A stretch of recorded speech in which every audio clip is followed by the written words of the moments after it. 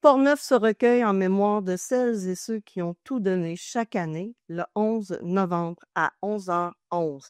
La population de Portneuf, comme partout au Canada, s'arrête pour un moment de silence afin d'honorer la mémoire de ceux et celles qui ont servi et sacrifié leur vie pour la liberté. Le jour du souvenir est plus qu'une cérémonie militaire. C'est un devoir de mémoire collectif.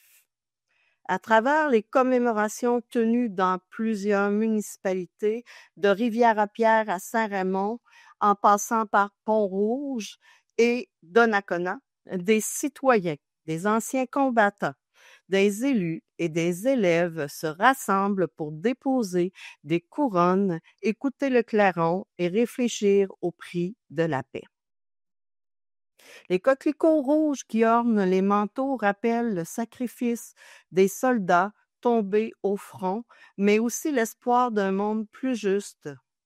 Dans Portneuf, ces gestes symboliques résonnent particulièrement fort. Plusieurs familles de la région ont vu partir des proches pendant soit la Première Guerre mondiale, la Deuxième Guerre mondiale ou autres, et certaines traditions locales, comme la lecture de lettres de soldats ou les hommages dans les écoles, maintiennent vivante la mémoire de tous ces héros.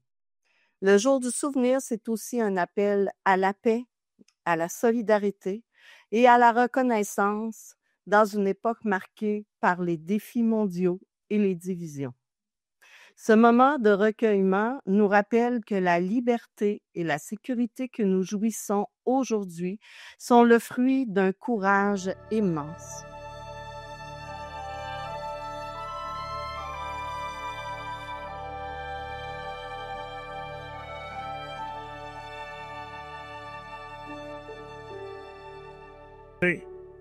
Mesdames et messieurs, bienvenue à la cérémonie du jour du souvenir. Mesdames et messieurs, je vous prie maintenant de vous lever pour l'interprétation de l'hymne national.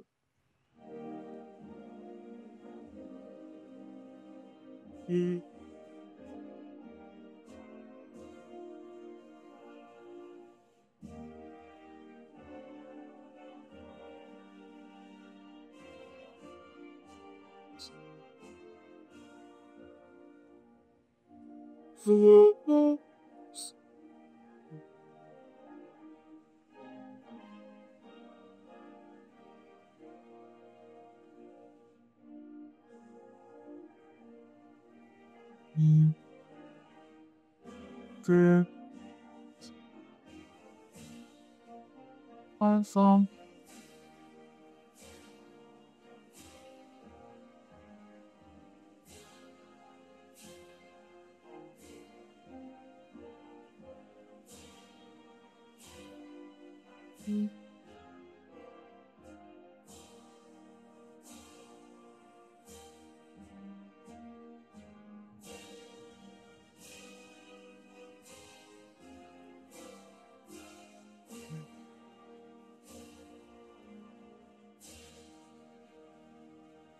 Le 11 novembre 1918, la guerre qui devait mettre fin à toutes les guerres se terminait. Bien que ce ne fût pas la dernière guerre que le monde ait connue, chaque année, depuis, nous faisons une pause à la 11e heure du 11e mois pour exprimer notre reconnaissance envers ceux et celles qui ont servi la cause de la paix et pour honorer leur mémoire. À titre de Canadiens et Canadiennes, nous avons une longue tradition d'assistance à ceux qui sont dans le besoin. De la Première Guerre mondiale jusqu'aux récentes opérations de maintien de la paix, nous avons convenu qu'il nous incombait d'alléger les souffrances et les conflits. Ce sens de la responsabilité et tradition de service sont au cœur de notre identité nationale. Mais cette responsabilité a un prix. La Première Guerre mondiale a vu le Canada engagé dans un conflit qui, pendant 4 ans, de 1914 à 1918, a coûté la vie à 66 000 jeunes Canadiens et qui en a obligé des dizaines de milliers d'autres à regagner le pays en raison de blessures reçues lors des cruels affrontements. Yet, Passchendaele la Somme, la Crête, de Vimy et tous ces endroits où les Canadiens ont combattu, ils sont tombés au champ d'honneur. Ils ne sont plus de simples noms étrangers d'une terre lointaine. Ils constituent dorénavant un important volet de notre expérience et de notre mémoire collective. Personne ne pouvait imaginer, alors qu'à peine 20 ans plus tard, les Canadiens seraient encore appelés à défendre la paix et la liberté. Soldats, marins marchands, aviateurs et aviatrices se sont battus sur des théâtres d'opérations partout dans le monde.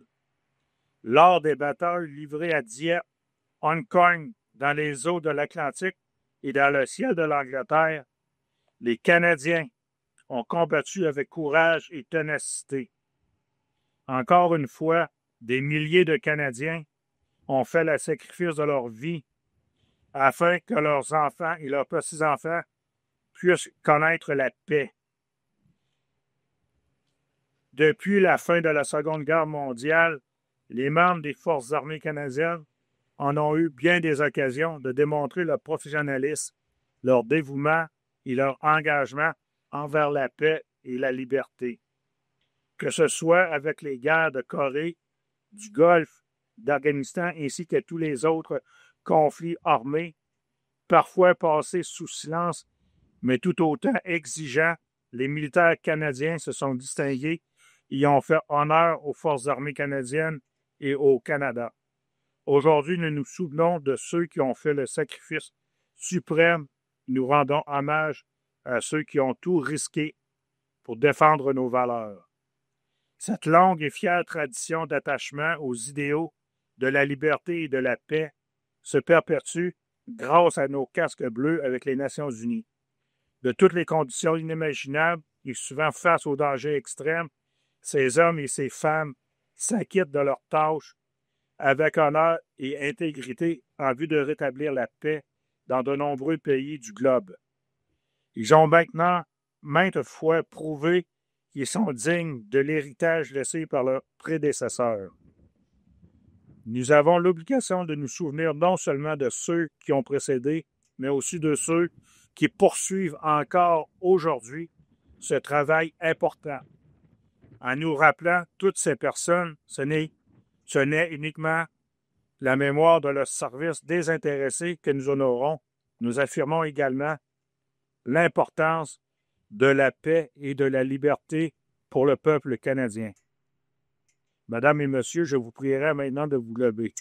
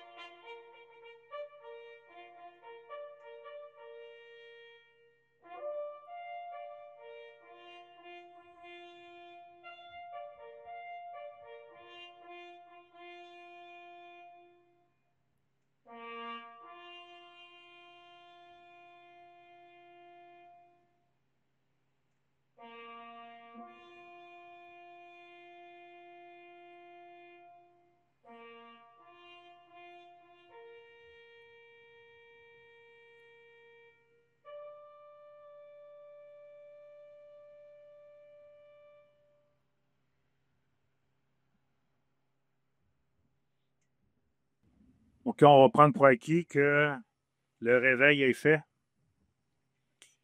On procède maintenant avec la lecture de l'acte du souvenir. Le jour du souvenir est symbolisé par le coquelicot. Les champs dans lesquels poussent les coquelicots s'appellent Flandre, en France. Cette région fut le théâtre de plusieurs combats durant la Première Grande Guerre inviter M. Vincent Caron à présenter sa couronne.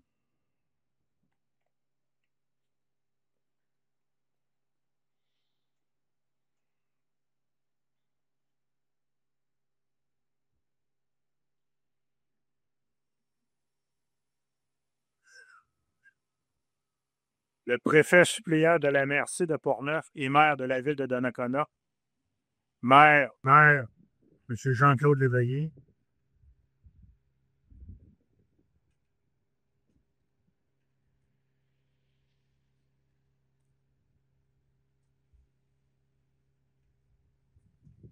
Alors, bonjour à tous. Merci de vous avoir déplacés en si grand nombre aujourd'hui. Comme d'habitude, il fait toujours aussi beau le 11 novembre. Je me souviens pas la dernière fois que j'ai vu du soleil. Puis c'est pas une journée qu'on va pogner un coup de soleil non plus le 11 novembre, pour vous voyez encore une autre fois. Aujourd'hui, également, c'est la 10e année que la ville de Donnacona célèbre la cérémonie du jour du souvenir, jour pour jour aujourd'hui. Je tiens à remercier l'administration précédente qui a cru en moi parce que c'est moi et M. Raymond Veillette, ensemble, un vétéran de la Deuxième Guerre mondiale, que nous avons écrit le scénario et dessiné le monument que vous avez ici en avant. Alors, je remercie l'administration précédente d'avoir eu confiance en nous, d'avoir porté ce projet-là de l'avant. Puis on voit qu'aujourd'hui, c'est bien mérité par le nombre de personnes qui est ici aujourd'hui. Merci encore de vous avoir déplacés. J'inviterai M. Caron à venir dire un mot.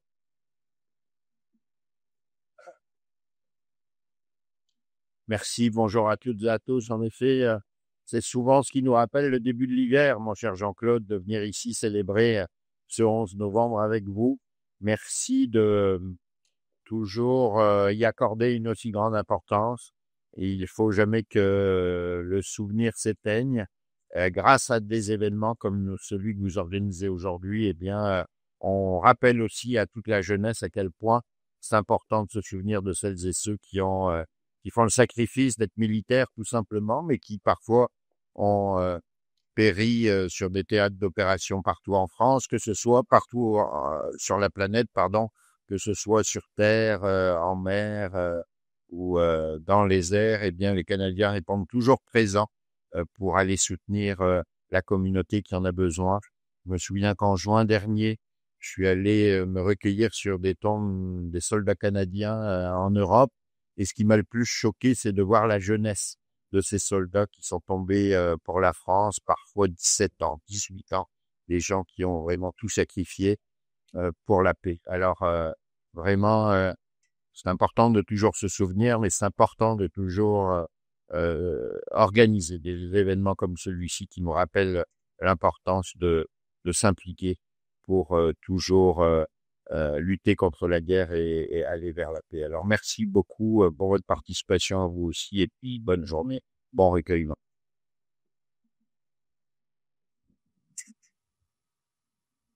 J'inviterai le représentant de la Sûreté du Québec, M. Jean-François Guilbert.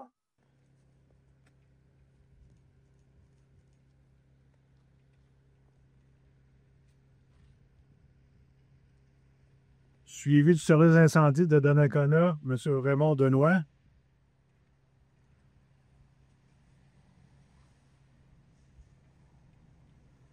Représentant de la GRC, M.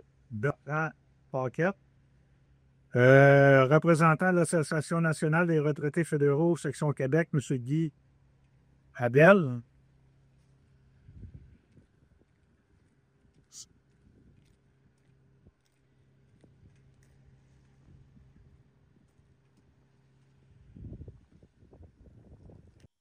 Regroupement du Royal 22e Régiment.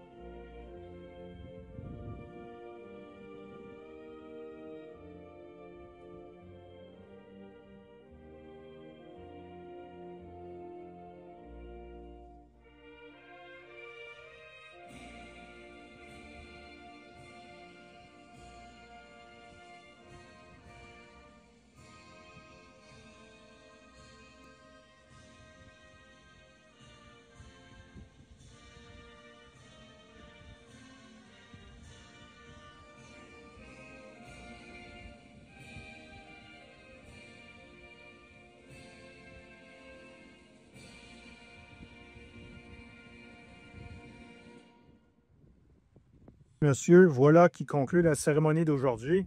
Nous vous remercions beaucoup de votre présence ici.